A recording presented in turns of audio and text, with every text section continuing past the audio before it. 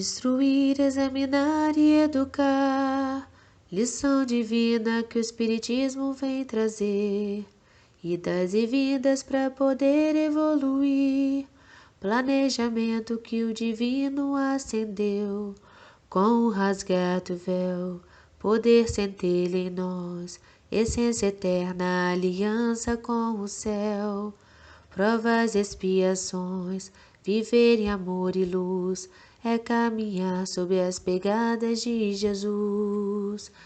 Espiritismo, bandeira do amor, sob a potência divinal, nos educando no Evangelho do Senhor.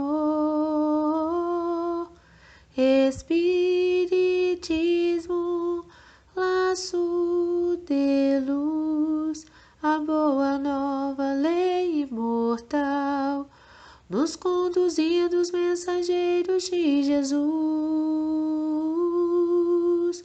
Espiritismo, bandeira do amor, sob a potência divinal, nos educando no Evangelho do Senhor. Espiritismo, laço de luz, a boa nova lei imortal, nos conduzindo os mensageiros de Jesus. Querido Mestre e amigo Jesus, que a Tua infinita misericórdia nos envolva nossos irmãos que estão responsáveis pelo estudo da noite de hoje, e a todos, sem distinção, porque todos nós precisamos do Teu amparo, da Tua proteção e dos Teus conselhos. Sabemos, Senhor, que temos que assumir a responsabilidade dos nossos menores atos e tomar as iniciativas quando formos chamados, por menores que elas sejam. Que o temor e a ansiedade não permitamos que tome conta da gente, pois como estaremos quando chegar o momento de tomar decisões maiores? Que possamos crescer espiritualmente para que tomemos decisões acertadas. Sabemos que não temos a sabedoria de todas as coisas, mas naquela que já nos sentimos mais confortáveis, que façamos com dedicação e amor. Que possamos, Senhor, unirmos e orarmos uns pelos outros, por toda a humanidade. Sabemos, Senhor, que não alcançaremos a verdadeira felicidade se algum irmão tiver a sofrer. Pedimos-te, Jesus, colocai compaixão em todos os corações, que tenhamos sabedoria para aceitar todas as coisas que não podemos modificar, que de maneira nenhuma sejamos instrumento do mal para ninguém, que a tua bondade me ensine a ser melhor e que o teu perdão me incline à misericórdia para os meus semelhantes. Ao nosso querido mentor Paulo de Tarso, os nossos agradecimentos, hoje e sempre. Que assim seja, Senhor. Boa noite, meus irmãos. A leitura do nosso Evangelho nessa noite está em 1 Coríntios, capítulo 5, versículos 6 a 8. Não é bom esse orgulho que vocês têm.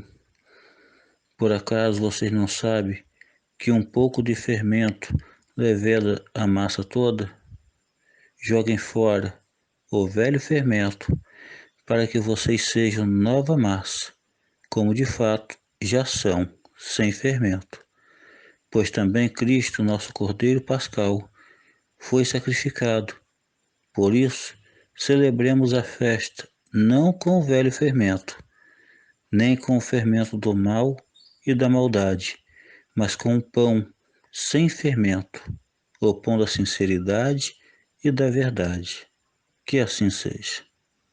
Boa noite mais uma vez, né? O Senhor nos abençoe e que possamos realizar um bom estudo, né? Como nosso querido mentor Paulo de Tarso falou, que possamos estipar, né, o nosso orgulho, as nossas vaidades, né? Que possamos ter a simplicidade, a humildade, né? Cultivar virtudes, né, em nós para que possamos alcançar a nossa evolução espiritual.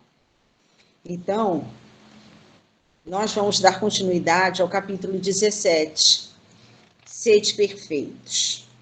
Então, anteriormente, nós estudamos os caracteres da perfeição, o homem de bem, os bons espíritas. E hoje nós iniciaremos, né, na parábola do semeador. Então, eu fiz um breve resumo, né, dos estudos, né, anteriores para poder darmos continuidade. Então, nos caracteres da perfeição, né, Jesus nos disse, né, tem uma passagem em Mateus capítulo 5 que Jesus diz: sede, pois, vós outros perfeitos, como perfeito é o vosso Pai Celestial. Então, nós vamos ver que Jesus está vimos, né, que Jesus está falando da perfeição relativa, porque a perfeição absoluta só o Pai o é, né? O Espiritismo, ele já nos ensina que Deus, né, é a causa primária de todas as coisas. Ele é a perfeição absoluta, né? Um dos seus atributos é ser único, né? Então, nós não alcançaremos a perfeição, não seremos, né, teremos essa perfeição absoluta, mas a perfeição relativa. E como, né, alcançaremos, né? Jesus falava no sentido da perfeição relativa e alcançaremos da seguinte forma: em amarmos os nossos inimigos, em fazermos o bem aos que nos odeiam, em orarmos pelos que nos perseguem. Né? Então, assim, Jesus mostra assim que a perfeição, a essência da perfeição é a caridade, totalmente contrária ao orgulho que nós vimos no versículo. A caridade na sua mais ampla acepção, porque implica a prática, né? A caridade implica a prática de várias outras virtudes, como abnegação, como benevolência, indulgência, devotamento. E vimos também que o grau de perfeição está na razão direta da extensão do amor ao próximo. O outro item também que nós vimos foi o homem de bem, né? Só um minutinho, gente. Então, Kardec enumerou, né, algumas qualidades, algumas características do ser humano de bem, aquele que quer alcançar, né, essa perfeição. E vou falar só de algumas características. Ele também diz que ele não enumera todas, mas, né, só algumas, né, que denota que a pessoa está, né, que o espírito está naquele caminho. Ele diz que o verdadeiro homem de bem é o que cumpre a lei de justiça, de amor e de caridade, na sua maior pureza. O homem de bem é bom, humano e benevolente para com todos, sem distinção de raças nem de crenças, porque vê todos os outros, né, como irmãos seus. É indulgente para com as fraquezas alheias. Ele sabe, né, que todas as vicissitudes da vida, todas as dores, todas as decepções são provas ou expiações, e as aceita sem murmurar. Deposita fé em Deus, né, e tem fé no futuro. Então, essas são algumas das características, não vou enumerá-las todas, né, como está aqui no livro. E também ele fala sobre os bons espíritas, né? Foi até onde nós vimos. Kardec nos diz que o verdadeiro cristão e o verdadeiro espírita são a mesma coisa. Né? Ele nos disse que o espiritismo não institui nenhuma nova moral, apenas facilita aos homens a inteligência e a prática da moral do Cristo, né? Facultando fé inabalável e esclarecida aos que duvidam ou vacilam, né? e também nos falou sobre maturidade do senso moral, né, que não é a maturidade do senso moral de acordo com o desenvolvimento do espírito encarnado, não depende do grau de instrução, né, e nem de, como ele fala aqui, não depende do grau de instrução ou nem de se é rico ou se é pobre, né, depende do desenvolvimento do espírito encarnado. E ele termina, né, esse item falando, né, reconhece-se o verdadeiro espírita pela sua transformação moral e pelos esforços que emprega para domar suas inclinações más. Então, o verdadeiro espírita não significa que está com a sua educação totalmente pronta, mas ele se esforça, né, para melhorar, né, pela sua transformação moral. E aí iniciaremos, né, um estudo, né, de hoje. Vamos ler a parábola do semeador.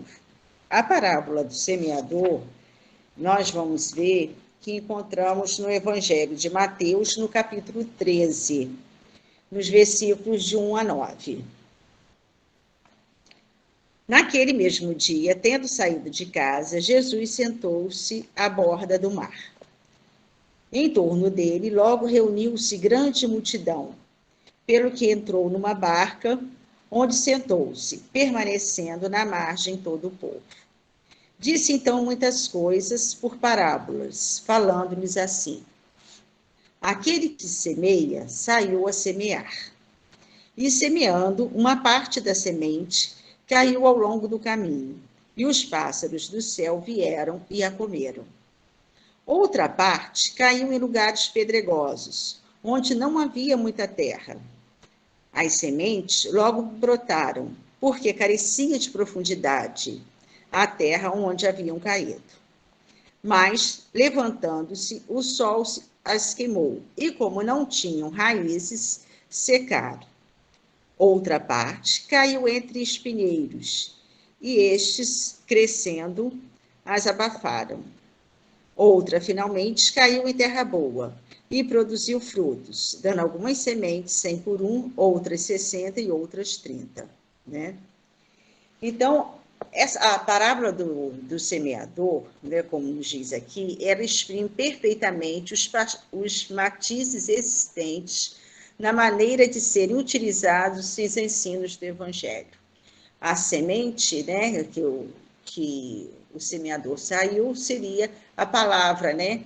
A semente é a palavra, são os ensinos, né, de Jesus, os ensinos do Pai. E como a forma como cada um recebe essa semente.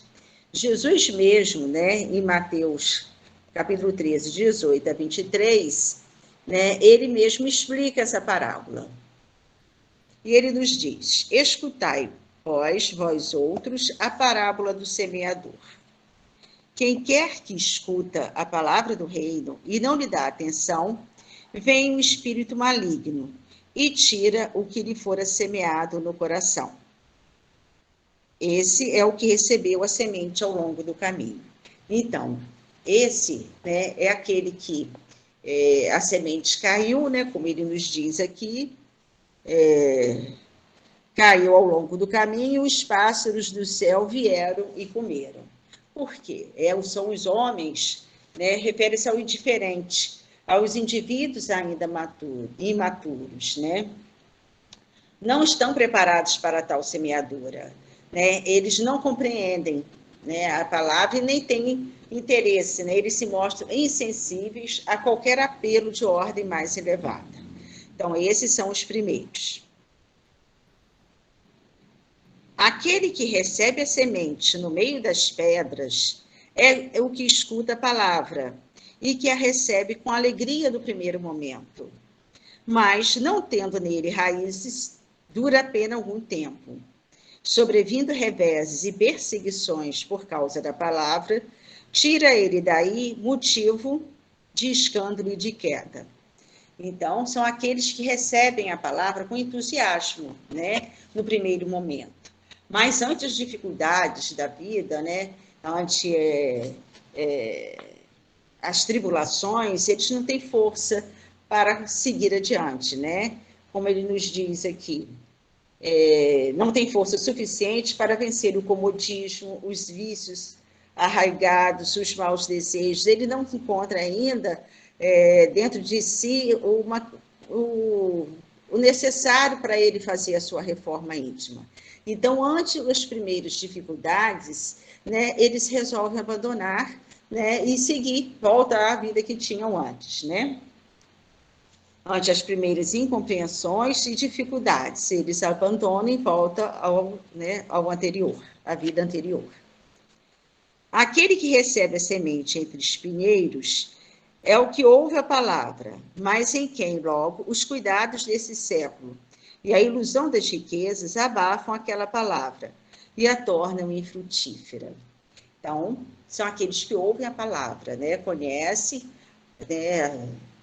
Tem, né? Como vamos dizer, tem apreço, né?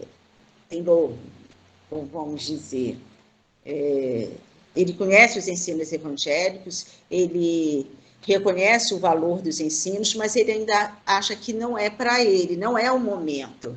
É aquele que diz, não, eu ainda estou, quando eu aposentar, quando eu tiver tempo, né? Então, ele acha que é para os outros e não para ele, porque ele ainda está muito apegado, né, às coisas da terra, a adquirir haveres, né, a posse material. Então, né, são esses.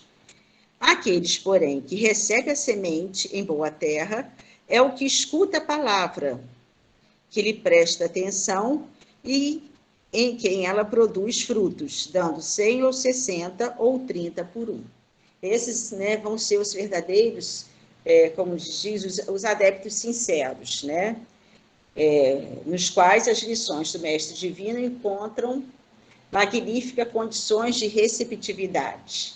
Abraçam o ideal cristão de corpo e alma e se esforçam no sentido de pôr em prática. Embora sofram tropeços e fracassos algumas vezes, eles perseveram, né, animosos, resultantes do seu trabalho abençoados, frutos de benemerência e de amor ao próximo. Né? Então, ele, continuando, ele vai nos dizer, quantas pessoas há, com efeito, para as quais não passa de letra morta, e que, como a semente caída sobre pedregulhos, nenhum fruto dá, né? São aqueles primeiros, que os ensinos, né? A palavra do Senhor é como letra morta, não tem condições de entender. Não menos justa aplicação encontra ela nas diferentes categorias espíritas, né? Então, vemos esses tipos, né, nos mais variados momentos. Não se acham simbolizados nela os que apenas atentam nos fenômenos materiais e nenhuma consequência tiram deles, né, só preocupados com fenômenos sem o estudo, sem o alicerce, sem a base, porque neles mais não veem do que fatos curiosos, os que apenas se preocupam com o lado brilhante das comunicações dos espíritos, pelos quais só se interessam quando lhes satisfazem a imaginação, e que depois de terem ouvido se conservam tão frios e indiferentes quanto eram. Os que reconhecem muito bons os conselhos e os admiram, mas para serem aplicados aos outros e não a si próprios, é aquele que os espinhos abafam, é o terceiro caso, né? E aqueles, finalmente, para os quais essas instruções são como a semente que cai em terra boa e dá frutos, né? Agora nós iremos começar as instruções dos espíritos. A primeira instrução dos espíritos é dada pelo espírito de Lázaro, em Paris, 1863. Nós vamos ver instruções sobre o dever, sobre a virtude, sobre os superiores e os inferiores, o homem no mundo e cuidar do corpo e do espírito. Então, inicialmente, nós veremos, né, o dever. Então, o dever é o espírito de Lázaro, né, que nos traz uma reflexão sobre o dever moral. Ele diz que ele não vai falar sobre o dever das profissões, né, referente a trabalho, porque esses deveres nós já sabemos de que se trata. Esse dever todos já conhecem e o próprio mundo tem suas leis para fiscalizar quando não cumpridos. Então, ele está falando aqui do dever moral e não vai falar para a gente sobre o dever moral e não sobre o outro tipo de dever. Ele nos fala sobre o dever que está guardado dentro de nós e que só a consciência de cada um é capaz de nos dizer onde ele se encontra e qual a nossa tarefa. Então, cada um de nós traz um dever para ser cumprido, nem todos têm o mesmo dever. E vai depender, né, de nós escutarmos a nossa consciência, né? Se nos analisarmos, se nos conhecermos, para saber qual o dever, né? Temos os deveres gerais, dever para com a família, dever para com o próximo,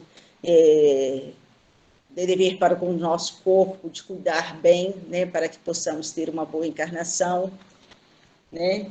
Então, temos deveres morais para com nossa família, como diz, né? Temos que, é fundamental dentro da família a solidariedade, temos dever de respeitar o próximo e todas as diferenças. Temos que respeitar as diferenças de cultura, né, de crenças, as diferenças morais, psicológicas, sociais, né? Temos o dever, né, de respeitar o estágio evolutivo em que cada um se encontra, né?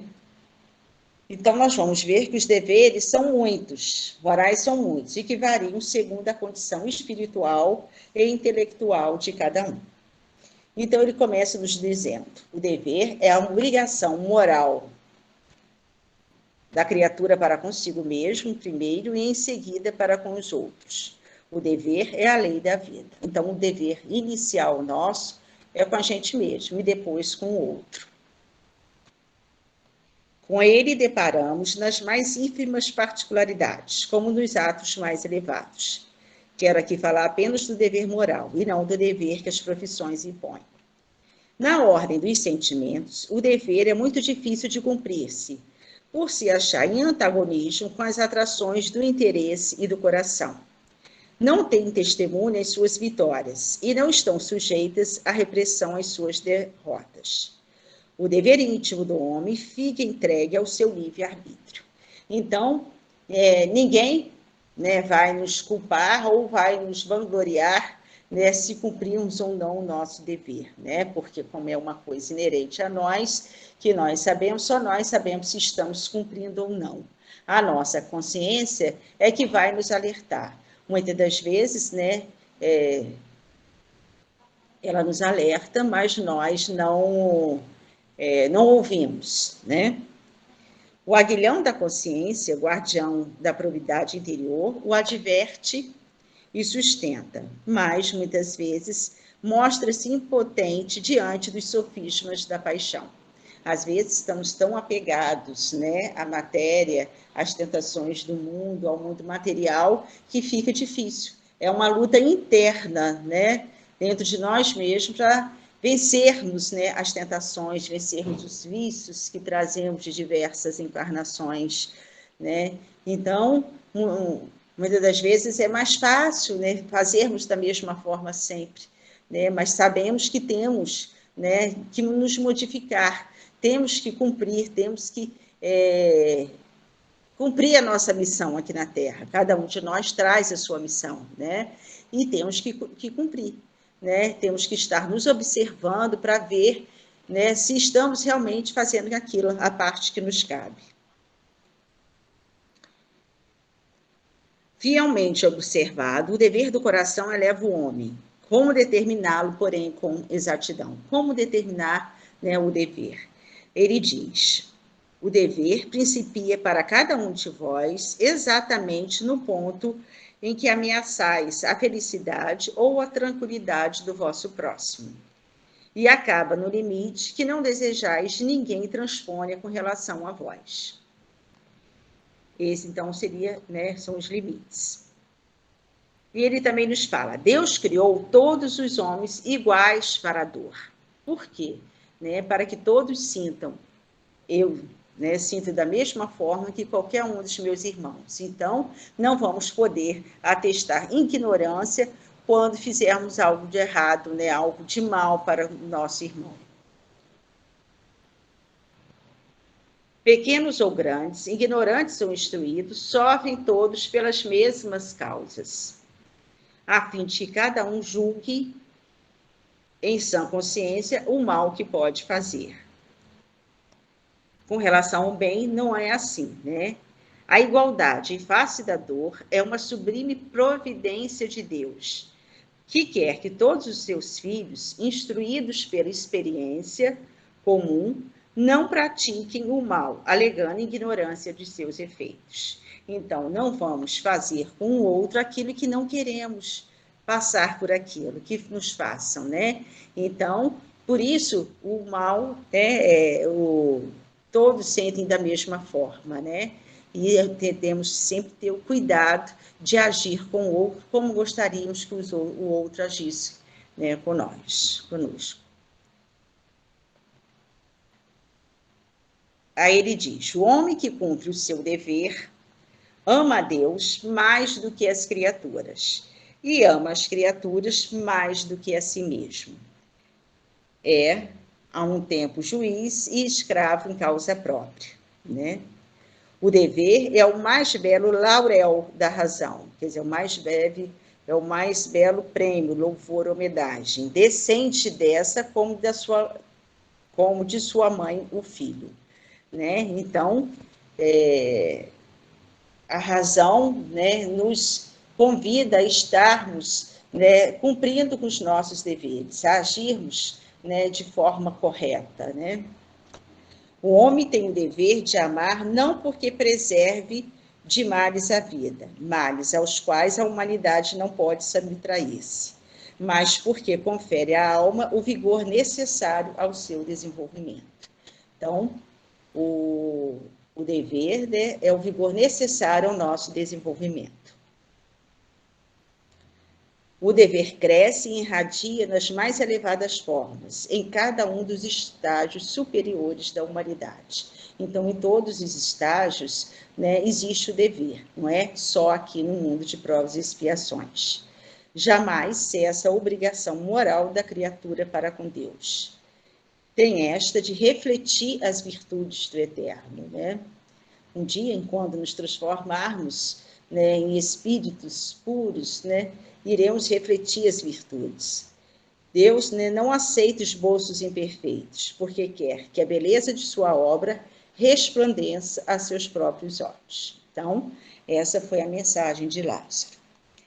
Agora nós vamos ver uma outra mensagem falando sobre a virtude, de François Nicolas Madeleine, Paris, 1863. E ele vai nos dizer, né, que a virtude é o conjunto de todas as qualidades essenciais que constituem o homem de bem. Ser bom, caritativo, laborioso, sóbrio, modesto, são qualidades do homem virtuoso. Infelizmente, quase sempre, né, as acompanham pequenas enfermidades morais, que as desornam e atenuam. Não é virtuoso aquele que faz ostentação de sua virtude. Nós já vimos, né, que não devemos fazer o bem sem ostentação. Então, não devemos alardear as nossas virtudes, aquilo que fizermos, né? Pois lhe falta a qualidade principal, a modéstia. E tem o vício que mais lhe opõe, o orgulho. A virtude verdadeiramente digna desse nome não gosta de alardear-se. Então, ele vai nos falar também que aquele que tem virtude, ele não precisa alardear as suas virtudes. O mundo, Deus as vê, né? Se ele alardear, ele quer glórias e quer que o mundo reconheça, né, o seu valor, e não a Deus. E ele nos cita homens, né, que são virtuosos aos olhos de Deus e quase desconhecidos aos olhos dos homens. Aí ele cita: São Vicente de Paulo era virtuoso, eram virtuosos o digno cura d'Ars e muitos outros quase desconhecidos. Todos esses homens de bem ignoravam que fossem virtuosos. Deixavam-se ir ao sabor de suas santas inspirações, e praticavam o bem com desinteresse completo e inteiro esquecimento de si mesmos, né? Aí ele nos conclama, né, que a gente tenha, né, a virtude da modéstia. Ele fala: afastai, porém, de vossos corações tudo que seja orgulho, vaidade, amor próprio, que sempre desardoram as mais belas qualidades. Não imiteis o homem que se apresenta como modelo, e trombetei a ele próprio as qualidades a todos os ouvidos complacentes. Então, né, ele está alardeando, ele então perde, né, a virtude, né, a virtude da modéstia. A virtude que assim se ostenta esconde muitas vezes imensidade de pequenas torpezas e de odiosas covardias. Ele diz que o homem que se eleva, que ergue uma estátua à sua própria virtude, anula, por esse simples fato, todo o mérito real que possa ter. Então, alardear a virtude é perder o mérito, né? E ele nos diz que o homem que pratica o bem experimenta uma satisfação íntima em seu coração. Mas, desde que tal satisfação se exteriorize, para colher elogios, degenera em amor próprio. Então, aí ele perde o seu mérito, degenera em amor próprio, em orgulho e vaidade, né? E ele, então, o François conclui dizendo, eu acho que tem algum microfone aberto. Aí ele conclui nos dizendo: mais vale pouca virtude com modéstia do que muita com orgulho. Pelo orgulho é que as humanidades sucessivamente se hão perdido. Pela humildade é que um dia elas hão de se redimir. Então, nós já vimos que o orgulho é contrário à caridade, né? Que é a expressão do amor, né? Agora nós vamos ver, né, outro tópico, outra instrução dos Espíritos sobre os superiores e os inferiores. Também uma mensagem trazida pelo François Nicolas de Madeleine, em Paris, ele é cardeal, Morlot, Paris, 1863. E ele vai nos falar que a autoridade, assim como a riqueza, é uma delegação, é uma prova ou missão que Deus dá ao homem, né, para que ele possa estar colocando em ação, né, agindo de forma positiva, ajudando aqueles que são seus subordinados, os seus tutelados a se desenvolverem. Então, essas provas, elas são responsabilidades para o espírito. Muito, então, posteriormente, serão cobrados pelo Pai. O que fizeste com a autoridade, né? O que fizeste com a riqueza que eu te, né, coloquei em mãos, para que pudesse estar, né, agindo, né, no mundo. Então, ele nos diz: a autoridade, tanto quanto a riqueza, é uma delegação de que terá de prestar contas àquele que se ache dela investido. Não julgueis que lhe seja ela conferida para lhe proporcionar o vão prazer de mandar, nem, conforme supõe a maioria dos potentados da terra, como um direito, uma propriedade. Então, muitos pensam, né, que o prestígio, o poder, a autoridade, a riqueza, né, são propriedade sua. E nada daquilo que podemos perder de um momento para outro é nosso. Deus deu e Deus tira, né? Ele pode tirar a qualquer momento. Deus, aliás, lhe prova constantemente que não é nenhuma coisa nem outra, né? Não é nem direito nem propriedade, pois que deles a retira quando lhe apraz. Se fosse um privilégio inerente às suas personalidades, seria inalienável, né? Se fosse o seu próprio espírito, seria inalienável. A ninguém cabe dizer que uma coisa lhe pertence, quando lhe pode ser tirada sem seu consentimento. Deus confere a autoridade a título de lição ou de prova, quando o entende, e o retira quando julga conveniente. Quem quer que seja depositário de autoridade, seja qual for a sua extensão, desde a do Senhor sobre o seu servo, até a do soberano sobre o seu povo, não deve esquecer que tem almas a seu cargo, que responderá pela boa ou má diretriz que deu os seus subordinados, e que sobre ele recairão as faltas que estes cometam, os vícios a que sejam arrastados em consequência dessa diretriz ou dos maus exemplos. Todo homem tem na terra uma missão, grande ou pequena, qualquer que ela seja, sempre lhe é dada para o bem. Falsear em seu princípio é, pois, falir ao seu desempenho. Então, todos nós temos a nossa missão, né? Como ele nos diz aqui, todos nós temos a nossa missão aqui na Terra, grande ou pequena. Às vezes você fala, né, faz pouco, né, da sua missão, mas não, todos nós temos as nossas responsabilidades, os nossos deveres a cumprir, né? E essas provas, como a responsabilidade, né, ela vai ser muito questionada, né, porque tem uma grande responsabilidade sobre aqueles que lhes são tutelados, né? Todos os erros que aqueles caírem, né, sobre a sua má influência serão responsáveis. Então, ele nos diz, assim como Deus pergunta, que fizeste da riqueza que nas tuas mãos devera ser um manancial a espalhar a fecundidade ao teu redor, também Deus inquirirá daquele que disponha de alguma autoridade. Que uso fizeste dessa autoridade? Que males evitaste? Que progresso facultaste? Se te dei subordinados, não foi para que os fizesse escravos da tua vontade, nem instrumentos dóceis aos teus caprichos, ou à tua cupidez. Fiz-te forte, confiei-te os que eram fracos, para que os amparassem e ajudassem a subir ao meu seio. Então, é uma grande responsabilidade.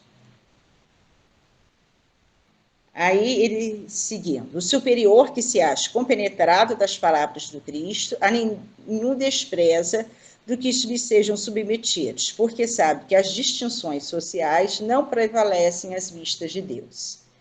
Ensina-lhe o Espiritismo que se eles hoje lhe obedecem, talvez já lhe tenham dado ordens, ou poderão dar-lhes mais tarde. Então, nós sabemos, né, como espíritas, né, e o Espiritismo nos ensina, que nada é definitivo, né? Essas provas, né, podemos, no momento, estar, né, com a prova da autoridade, outro com da subordinação e assim por diante, né? Passamos por diversas provas para que nós possamos nos aprimorar, para que possamos desenvolver o nosso lado moral, desenvolver, né, nos desenvolvermos.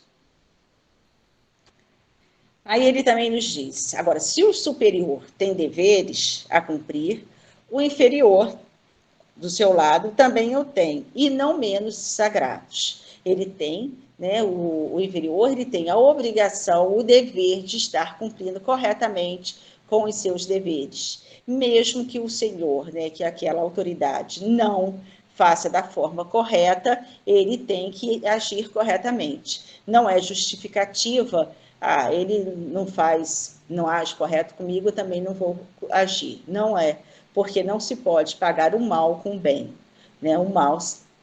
Desculpa, gente, não se paga o mal com o mal. O mal se paga com o bem. Desculpa. Aí ele fala, porquanto sabe muito bem não ser lícito retribuir o mal com o mal, e que as faltas de uns não justificam as de outrem. Se a sua posição lhe acarreta sofrimentos, reconhecerá que, sem dúvida, os mereceu, porque provavelmente abusou outrora de autoridade que tinha, cabendo-lhe, portanto, experimentar a seu turno o que fizera sofresse os outros. Né? Então, ele nos diz que, às vezes, né, estamos passando por problemas que, né, fizemos outros passarem no passado, né, nessa questão aqui. Se vê forçado a suportar essa posição, né, de humilhação, por não encontrar outra melhor, o Espiritismo lhe ensina a resignar-se, como constituindo isso uma prova para a sua humildade, necessária ao seu adiantamento. Né? Aí ele vai nos dizer que, né, mais escrupuloso se mostra, né, o espírita, mais escrupuloso se mostra no cumprimento de suas obrigações, pois compreende que toda negligência no trabalho que lhe está determinado redunda em prejuízo para aquele que o remunera e a quem ele deve o seu tempo e os seus esforços. Numa palavra, solicita o sentimento do dever, oriundo da sua fé, e a certeza de que todo afastamento do caminho reto implica uma dívida que, cedo ou tarde, terá de pagar. Né? Como nós vimos, né? Não sairemos daqui até que pagarmos o último ceitil. Então, todo mau procedimento, se não cumprir com o seu dever, em outro momento ele terá, né, que estar cumprindo. Outro tópico, né, é o homem no mundo. O homem no mundo é um espírito protetor, em Bordeaux, 1863. Né? E ele vai nos falar sobre como devemos proceder, né, no mundo. Aí ele nos diz, né, esse espírito protetor, ele inicia conclamando a todos os que se reúnem em nome de Deus, pedindo a assistência dos bons espíritos, que o façam com sentimento de piedade para toda a humanidade. Nós já vimos que a piedade, né, é a compaixão pelo sofrimento alheio. Quando bem sentida, a piedade é o amor, né? Para toda a humanidade, afastando qualquer pensamento fútil ou mundano que possa perturbá-los. Que nesse momento de corações elevados, os corações sejam purificados, a fim de que possam elevar-se até a espiritualidade maior, no sentimento e no pensamento. Somente assim os espíritos bons podem agir em favor dos suplicantes, pois precisam encontrar neles, né, as condições necessárias para inspirá-los, fortalecê-los na caridade e na justiça. Então, né, ao fazermos as solicitações aos espíritos, nós temos que ter, né, o coração puro, né, nos nossos pedidos. O sentimento de piedade deve, né, animar o coração dos que se reúnem sob as vistas do Senhor e imploram a assistência dos bons espíritos. Purificai, pois, os vossos corações. Dá licença, gente.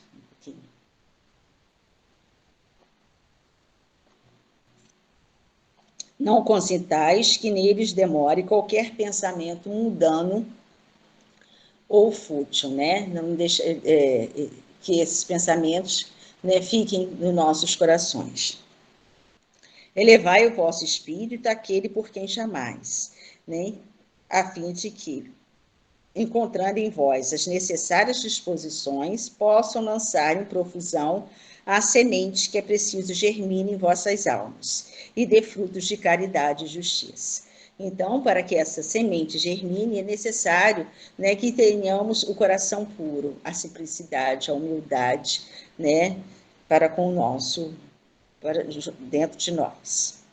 Não julgueis, todavia, que exortando-vos incessantemente a prece e a evocação mental, pretendamos vivais uma vida mística que vos conserve fora das leis da sociedade, onde estáis condenados a viver. Então, não é isso, né, que ele nos diz. O homem deve viver em sociedade, né? Deus fez o homem para que ele viva em sociedade e aprenda um com o outro.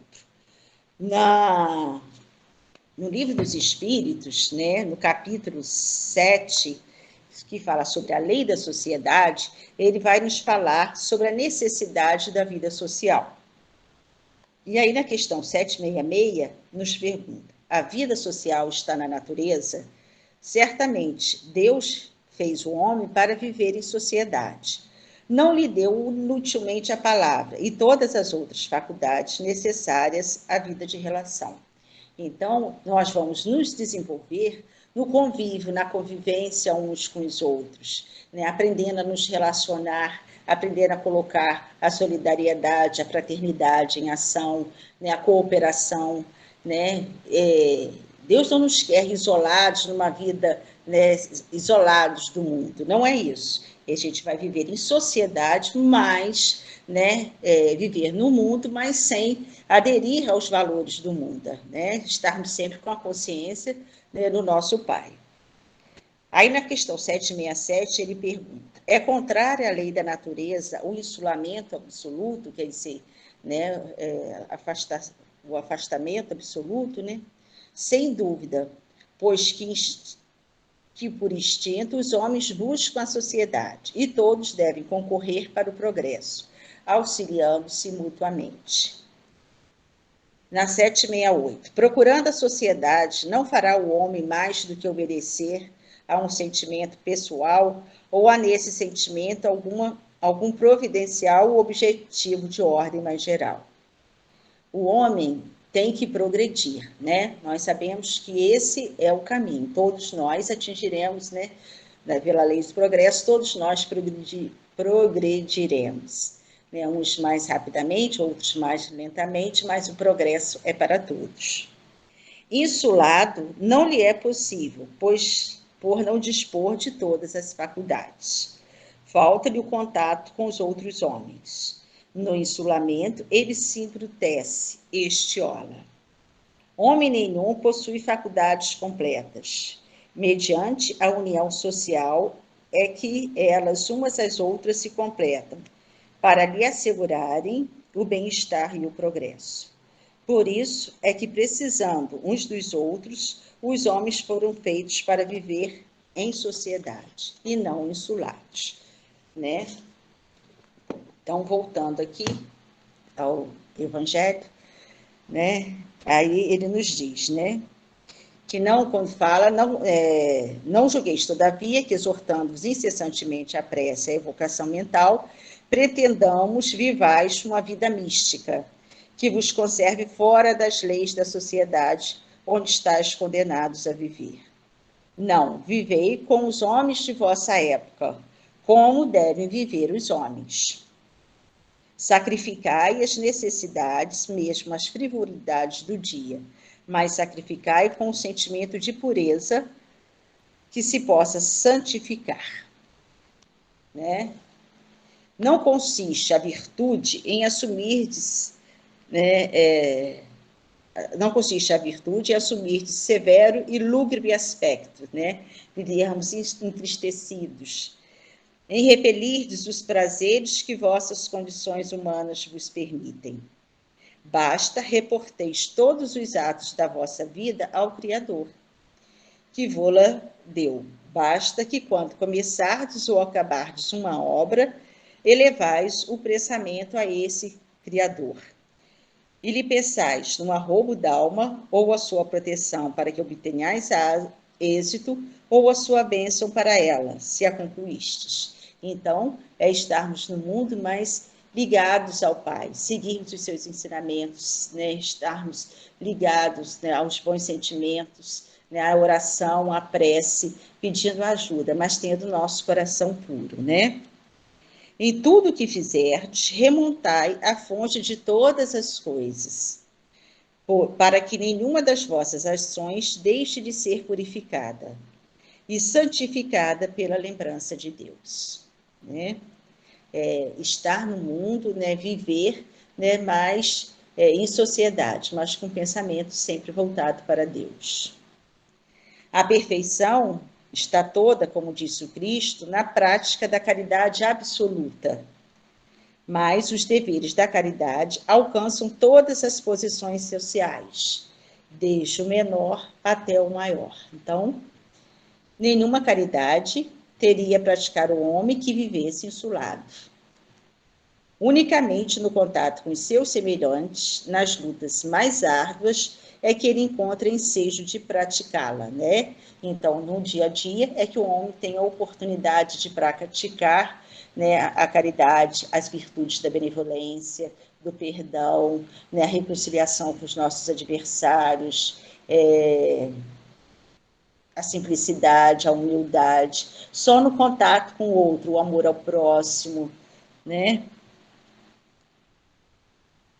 Aquele, pois, que se isola, priva-se voluntariamente do mais poderoso meio de aperfeiçoar-se, não tendo de pensar senão em si. Sua vida é de um egoísta. Então, aquele que se isola pratica o egoísmo. Não imagineis, portanto, que para viverdes em comunicação constante conosco, para viverdes sob as vistas do Senhor, seja preciso vos silicis e cobrais de cinza. Não é isso, né? Deus não quer mortificação, não quer que a gente viva triste, né? Aí ele nos diz: Deus é amor, e aqueles que amam santamente, ele os abençoa. Isso foi um espírito protetor em Bordeaux, 1863. E chegamos, então, à nossa última mensagem, que nos é trazida por Jorge, um espírito protetor, que vai falar sobre cuidar do corpo e do espírito. E nós veremos, que o corpo abriga o nosso espírito, então é necessário que cuidemos do nosso corpo, para que possamos fazer as nossas atividades do dia a dia. Aí ele começa, inicia perguntando: consistirá na maceração do corpo a perfeição moral? Quer dizer, a maceração é a mortificação, é jejuns, rigores, que se infligem a alguém, tendo por fim a penitência. Então, será isso, a perfeição moral? Para resolver essa questão, apoiar-me-ei em princípios elementares e começarei por demonstrar a necessidade de cuidar-se do corpo, que, segundo as alternativas de saúde e de enfermidade, influi de maneira muito importante sobre a alma, que cumpre se considere cativa da carne. Para que essa prisioneira viva, se expanda e chegue mesmo a conceber as ilusões da liberdade, tem o corpo de estar são, disposto, forte. Então, nós também temos responsabilidade de estar cuidando do nosso corpo físico, de estar alimentando, cuidando para que a gente possa cumprir a nossa encarnação, para que não voltemos antes do tempo, para que ele nos dê condições de estarmos no trabalho. E aí ele nos diz que existe duas vertentes,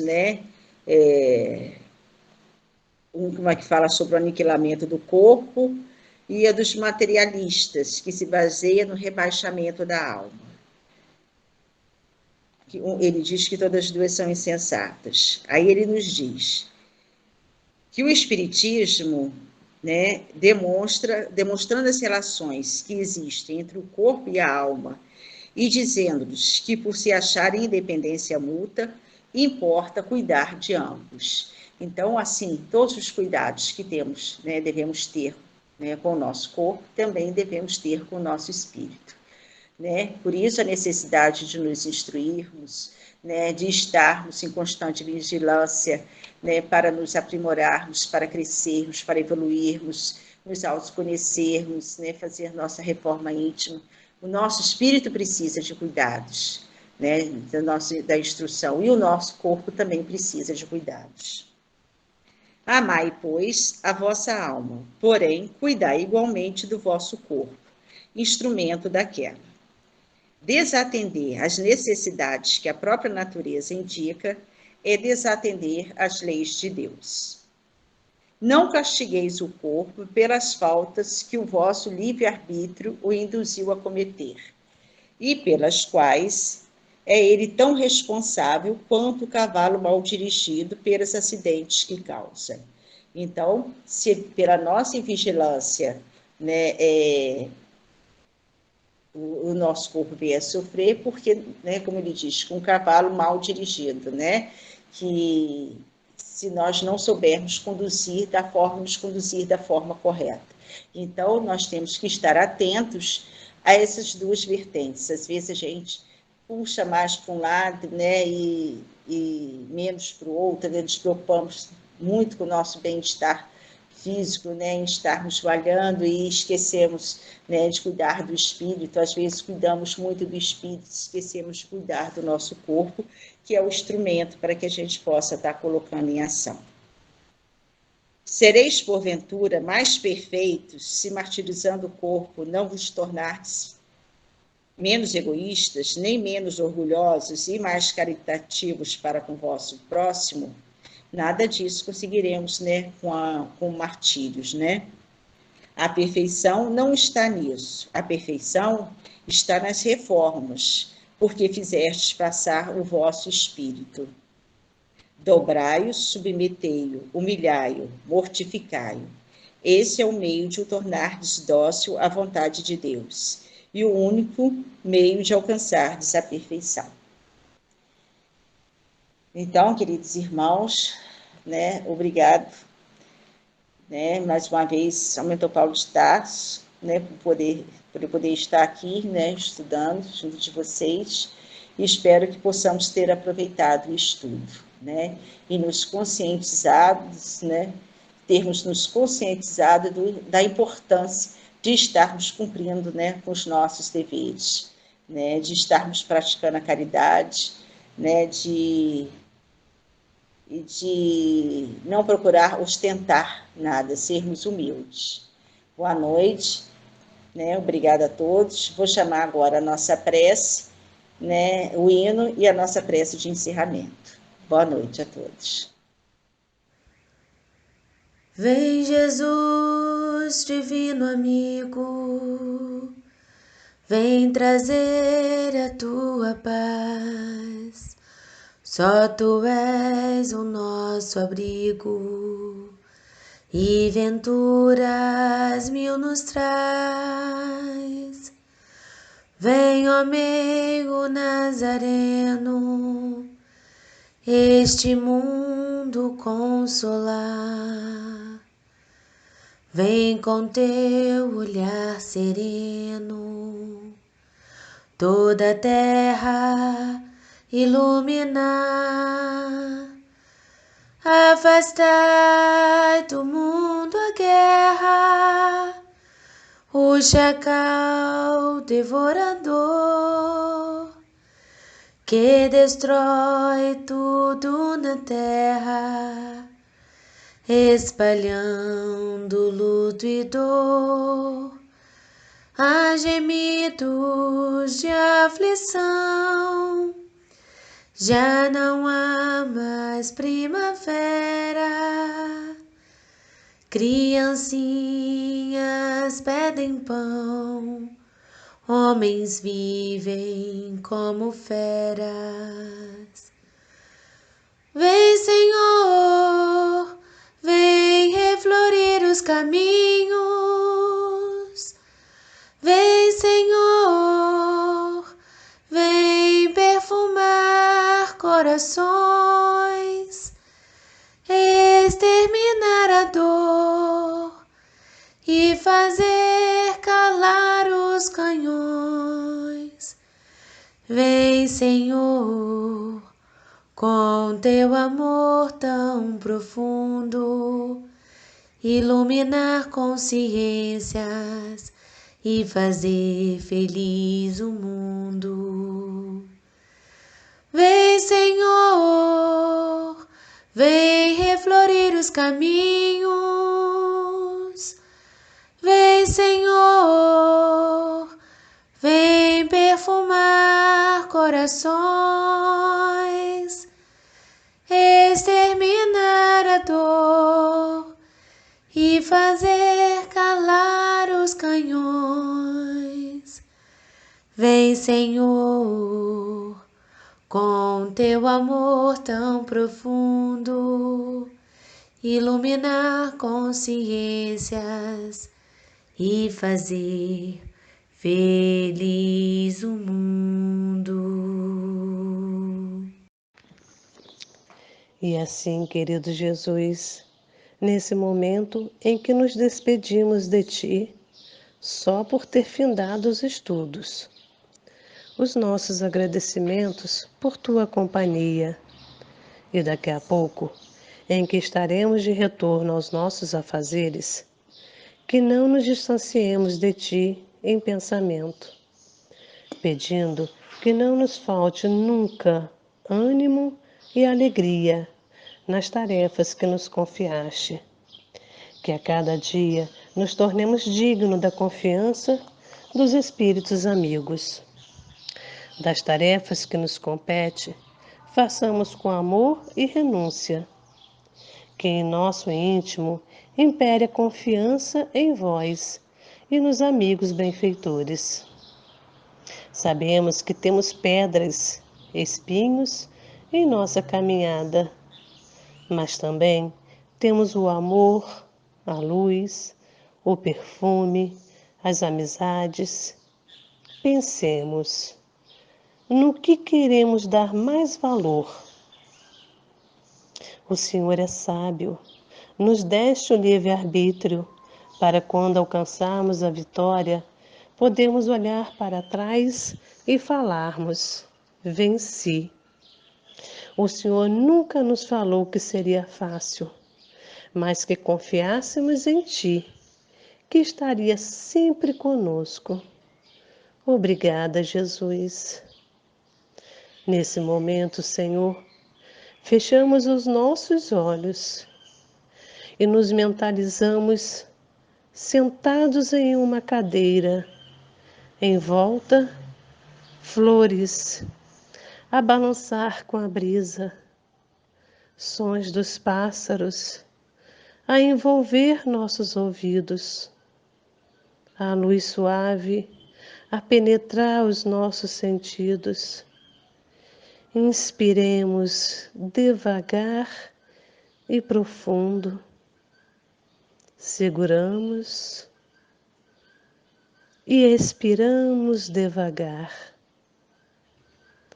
renovando assim as nossas energias. Que essa paz, Jesus, envolva a todos, Senhor. Que assim seja.